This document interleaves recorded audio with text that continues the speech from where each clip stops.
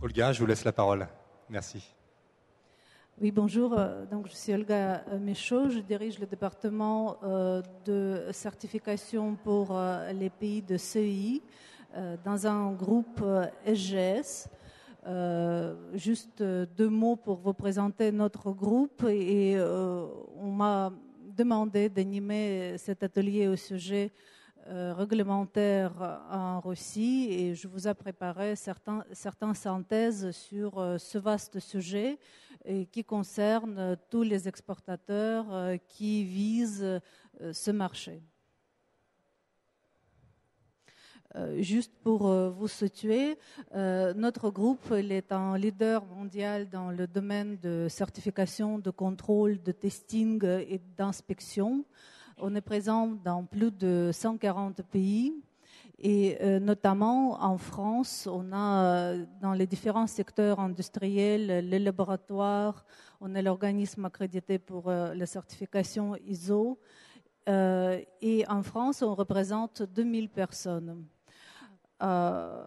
Juste pour vous situer, c'est un grand groupe avec la structure matricielle et notre département, il appartient au business line industrie. C'est juste pour que vous sachiez, on peut nous retrouver dans ces grands groupes.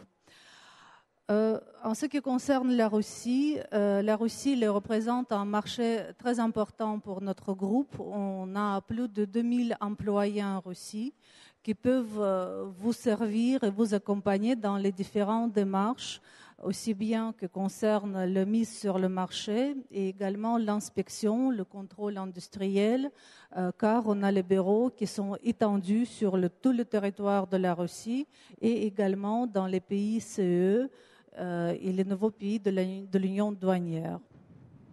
Donc, notre organisation, depuis plus de 17 ans, on est accrédité comme l'organisme de certification pour le marché russe initialement.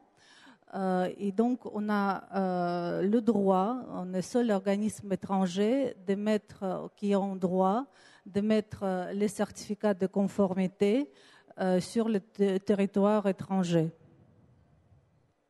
Aussi bien ce service peut être délivré dans tous les pays européens, dans tous les pays asiatiques, aux États-Unis, parce que nos experts accrédités, ils fonctionnent en réseau, ils se retrouvent dans les différents pays et on a le pôle de compétences qui se trouve à Moscou et à Saint-Pétersbourg. Donc, en ce qui concerne les projets des exportations, chaque entreprise, en fonction de son secteur et ses ambitions, il a les besoins différents concernant le marché qu'il va aborder. Moi, en matière réglementaire, je diviserai ces entreprises en 3 grandes catégories. Donc, la première catégorie, ce sont les entreprises industrielles qui recherchent les distributeurs en Russie afin de vendre leurs produits à travers de réseaux de distribution. En ce qui concerne la mise sur le marché de ces produits, donc les obligations sont les suivantes. Les produits, ils doivent être conformes aux normes locales. Il n'y a pas de reconnaissance de normes internationales. Donc, la procédure d'homologation de ces produits, elle est obligatoire. Donc, ces produits, ils devaient, en fonction du type de produit, ils pouvaient obtenir les certificats de conformité, déclaration de conformité afin de tester la conformité de ces produits aux normes locales. En fonction de leur application et l'usage dans les différentes industries, il y a d'autres certificats qui peuvent être nécessaires, tels comme les classements anti-feu, certains certificats antidéflagrants, certains certificats techniques et les permis d'utilisation de ces produits en matière de sécurité industrielle. Donc, deuxième grande catégorie des exportateurs vers ce marché, Ça touche toujours le domaine industriel, mais ce sont les entreprises qui ont décidé d'installer la fabrication, de localiser sa fabrication sur le marché russe. Et donc, leurs besoins, ils sont déjà beaucoup plus élargis. Donc, ils recherchent le territoire d'implantation, ils recherchent le lieu et après, ils doivent obtenir les droits de construction de bâtiments avec toutes les procédures d'expertise écologique, l'obtention de toutes les autorisations locales de la part de l'administration locale. Une fois le projet il est obtenu la validation par les plusieurs administrations, il y a le process, la partie de construction, mise en service de production, exportation de l'équipement et après mise en service de l'ensemble de bâtiments et de les équipements avec le process à l'intérieur. Donc, dans ce cas de figure, notre entreprise et les besoins des entreprises, ils sont également concentrés sur l'obtention de tous les documents nécessaires pour obtenir ces droits d'exploiter les équipements en fonction et en conformité des demandes de sécurité locale. Et puis, donc, c'est gestion de projet parce que souvent, il y a les exportations de différentes entités, de différents lieux.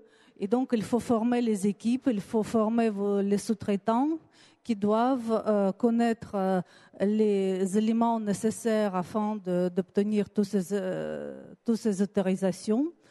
Et donc, notre société elle peut offrir tout le service de gestion de projet en matière de mise en conformité l'ensemble de projets.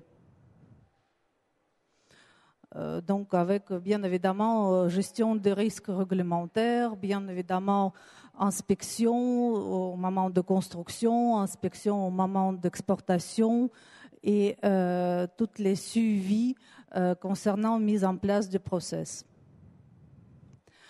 La troisième grande catégorie des exportateurs, c'est les exportateurs de biens de consommation.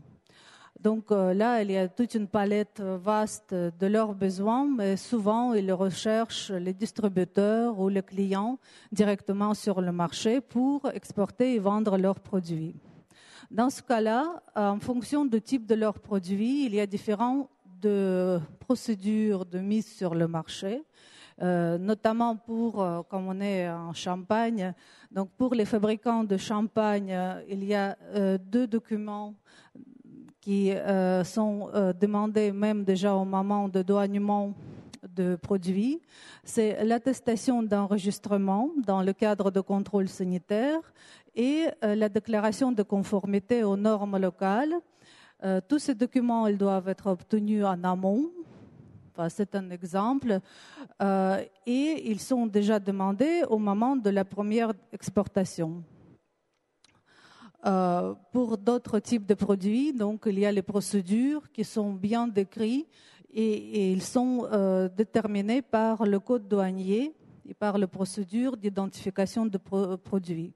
Une fois qu'on s'est identifié, on sait exactement à quelles normes les produits doivent correspondre, quelles analyses, quels tests doivent être réalisés sur les échantillons et quels documents doivent être présentés afin de présenter le dossier de certification.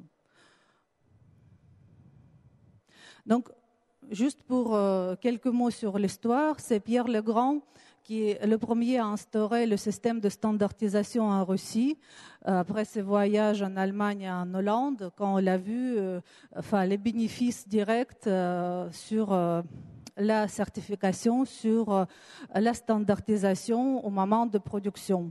Et par suite, bien évidemment, depuis surtout les derniers 70 ans, c'est le système soviétique qui alimentait le système de contrôle de qualité, qui est un peu différente, elle est même très différente par rapport au système de management qualité qu'on connaît en Occident. C'est pourquoi la recherche de normes correspondantes, c'est vraiment le parcours de combattant.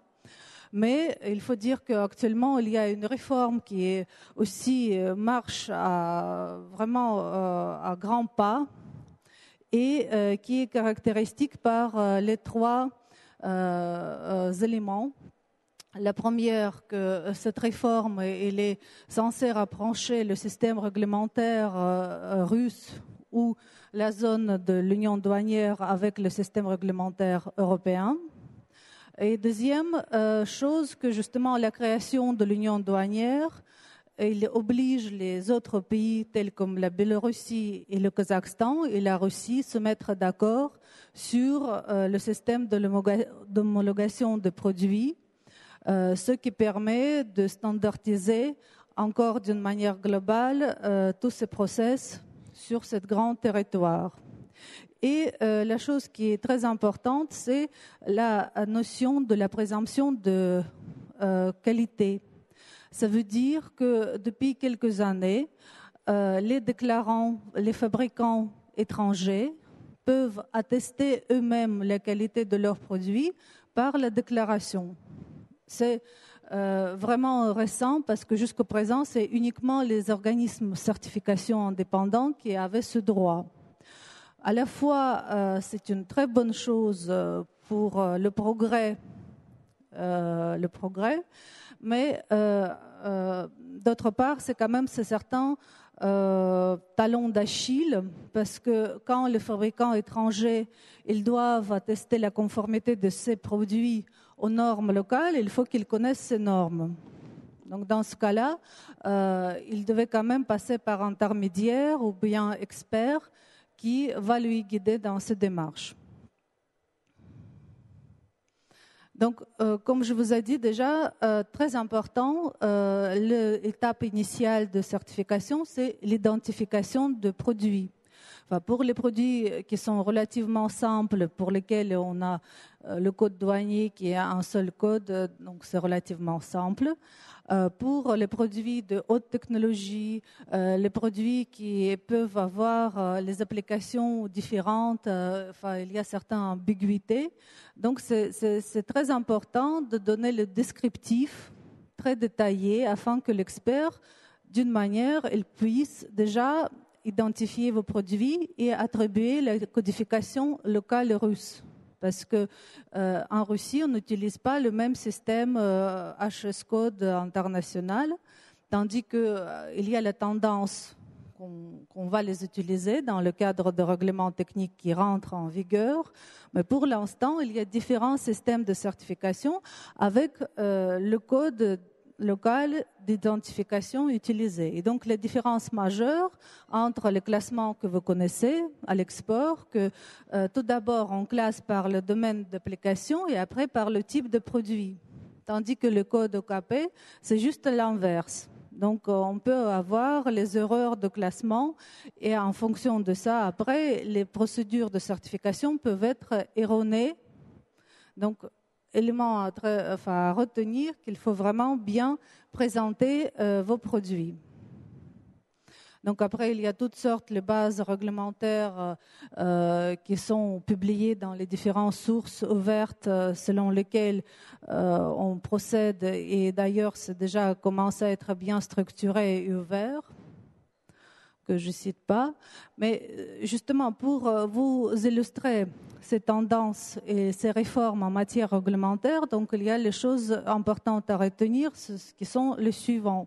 Ça veut dire les standards et les normes qui sont applicables jusqu'à présent sur le marché russe. Ils se transforment et il y a plusieurs comités et instituts métrologiques et de standardisation qui mènent ces travaux. Ils se transforment en règlements techniques qui sont équivalents aux directives européennes que vous connaissez. Et donc, il y a le process d'homologation qui se transforme en fonction de ces règlements techniques. En ce moment, il y a déjà 21 règlements techniques qui sont reconnus au niveau national en Russie. Et par suite, comme vous voyez à gauche, oui, à ma gauche, tous ces règlements techniques, ils vont rentrer en vigueur, ils seront valables pour tout le territoire de l'Union douanière, ce qui est déjà passé avec le processus de contrôle sanitaire. Donc ça, ce sont les tendances afin d'avoir ce process homogène sur l'ensemble du territoire qui compte 3 pays pour l'instant, la Biélorussie, le Kazakhstan et la Russie. Et après, éventuellement, il y a aussi l'extension pour les autres pays ex-Union soviétique qui sont les voisins proches. Par suite, je vous ai préparé un certain nombre de documents qui sont nécessaires, mais comme je vous ai dit, ça dépend du type de vos produits. Et donc, pour ne pas un peu monopoliser ce microphone, je préfère en passer. Et si vous souhaitez, on peut en parler après cette conférence, particulièrement concernant vos produits à vous, sur le stand 43. Les choses importantes à dire il faut quand même savoir que ces documents ils peuvent être obtenus aussi par le fabricant étranger, mais également par l'importateur et le distributeur. Donc, si vous voulez éviter l'exclusivité par le biais de certification de relation avec un seul importateur, le conseil à vous donner, il vaut mieux, si c'est possible, obtenir ces documents au nom de votre société.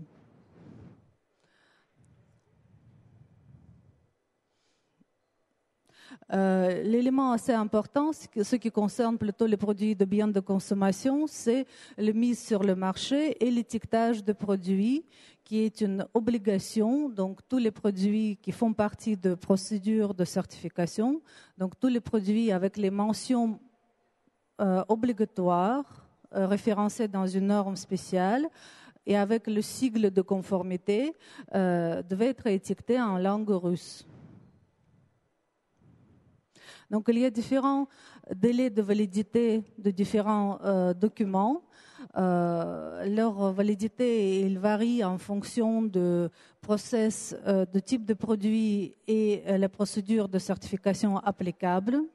Donc, on peut avoir, en grosso modo, les certificats valables pour une expédition unique et les certificats valables pour une fabrication en série. Ça veut dire un type de vos produits que vous exportez d'une manière récurrente peuvent être certifiés pendant la période 1, 3 ou même 5 ans en fonction du type de produit.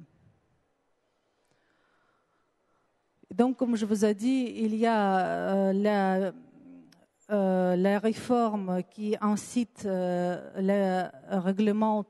qui incite l'apparition de règlements techniques sur le marché russe et après l'extension vers l'union douanière.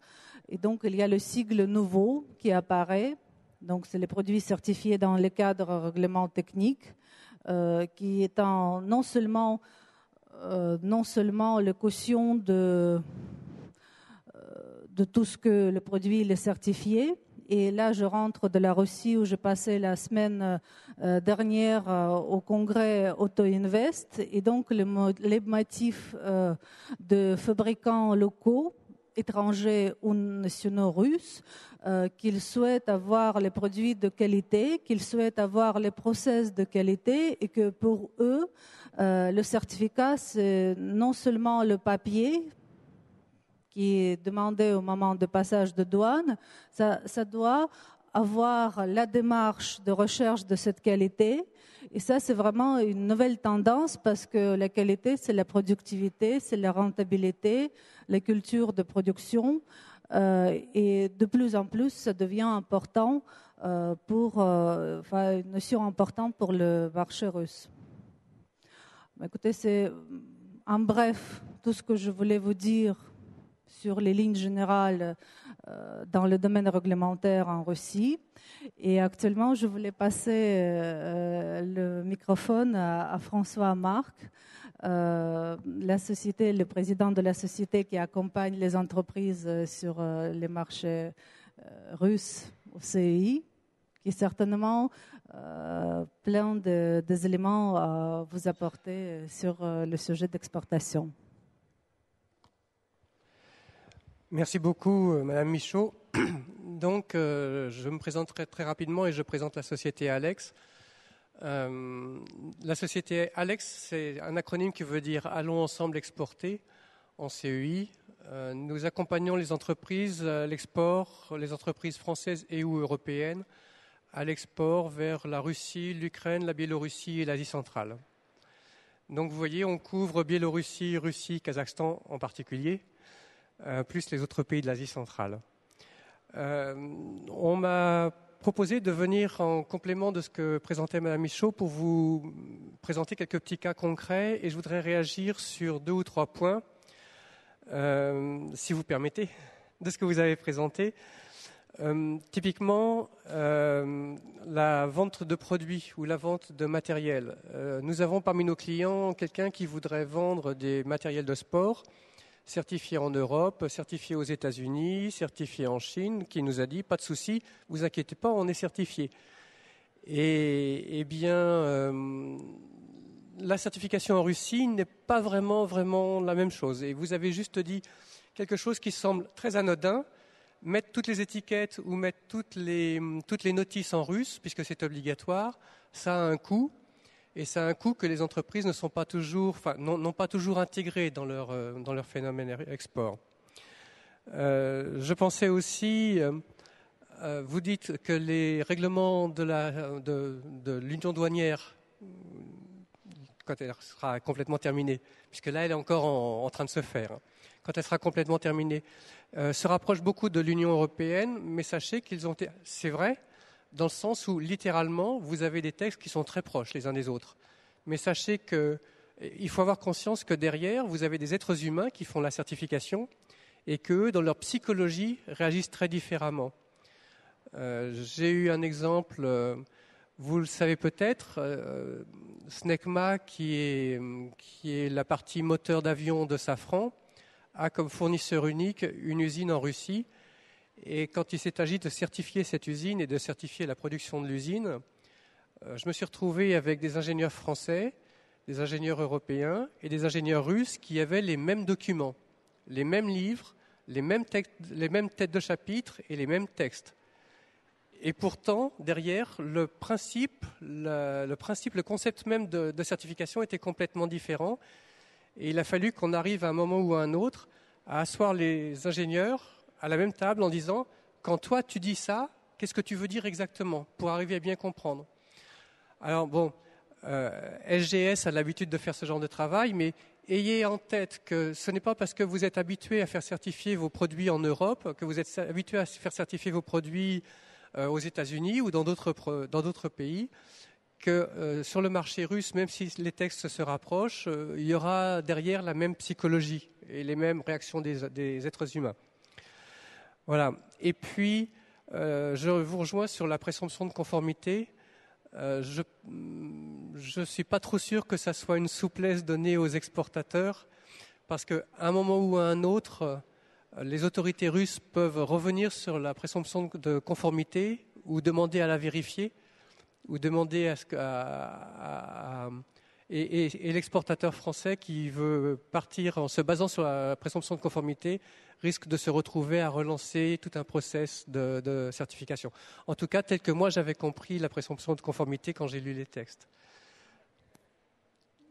Dire qu'il ne risque pas à être réexaminé, mais les documents qui attestent cette conformité, ils ont la validité limitée. Et donc après, l'importateur, à l'issue de ce délai, il devait reconfirmer la validité et l'attester la conformité à nouveau de peut-être même produit. Par contre, une fois que tous ces textes auront été signés et seront entrés en application, c'est une simplification pour nous qui voulons exporter. Typiquement, nous avons un projet d'export au Kazakhstan qui traverse la Russie. Pour traverser la Russie, le produit devait être certifié en Russie puis au Kazakhstan. Et là, c'est vrai qu'on aura la double certification, ce qui nous permettra de traverser la Russie plus facilement. Et la Biélorussie, puisque pour aller par la route au Kazakhstan, on passe souvent aussi par la Biélorussie. Voilà, très très rapidement, si vous voulez, c'est des petits points vus du côté industriel, pas vus du côté certificateur, mais vus du côté industriel, de questions qui se sont posées et qu'on risque de retrouver, surtout en cette période où les textes ne sont pas encore complètement signés et on est, j'allais dire, assis entre deux chaises, une partie ancienne réglementation, la réglementation russe. J'étais au Kazakhstan il y a un mois, ils travaillent sur la certification, ils travaillent sur l'adoption des textes russes, mais en même temps, ils ont un petit peu l'impression, enfin, tel que je l'ai senti, ils ont un peu l'impression de revivre le grand frère russe qui écrit la réglementation de l'ex-URSS, on va dire. Oui, vous avez tout à fait raison, parce qu'il y a plusieurs problématiques au niveau national et international qui se posent. Par exemple, concernant la langue, quelle sera la langue officielle de l'Union douanière? Est-ce que les textes réglementaires, ils doivent être écrits en langue russe ou bien ils doivent être retransmis en langue nationale. La même chose, l'étiquetage pour les pays et les certifications pour l'union douanière, en quelle langue elle doit être faite. Tout ça, c'est les questions un peu politiques et de lobbying qui dépassent un peu les aspects réglementaires. Et aussi, il y a le partage des organismes qui sont accrédités pour l'ensemble de 3 pays. Il y a certains qui sont accrédités uniquement au niveau national et actuellement, pendant les périodes de transaction, c'est quand même pas évident de gérer tout l'ensemble des informations, mais quand même on y arrive. On y arrive malgré cette difficulté qui est passagère et qui va quand même résoudre les problèmes beaucoup plus importants et on espère bien que ce process il aboutira avec un succès. Merci Olga. Oui, je vous laisse le mot de la fin, Monsieur Marc. Non, pas le mot de la fin, juste un petit commentaire. En tout cas, je ne suis pas payé par SGS pour ce que je vais dire. Excusez-moi, je ne suis pas du tout payé par SGS pour ce que je vais dire. Mais de mon expérience des marchés de la CEI, la certification, c'est un des gros domaines du dossier export. Et n'hésitez pas surtout à faire appel à des spécialistes, à des cabinets ou à des spécialistes comme SGS ou un autre. Encore une fois, ils ne m'ont pas payé pour le dire. Mais surtout, n'hésitez pas parce que c'est un gain de temps. Sinon, on se trouve, même si vous avez dans votre entreprise un ou une russe qui parle russe, qui peut faire tous les documents en russe, même si vous avez une connaissance, etc. À mon avis, ça ne peut être qu'un gain de temps de passer par des spécialistes pour faire ce genre de travail. Surtout en ce moment où on est justement avec une réglementation mouvante. Voilà. Merci en tout cas. Est-ce qu'il y a des questions dans l'Assemblée? Alors j'ai payé personne pour poser des questions. Il lui fallu. Merci à tous.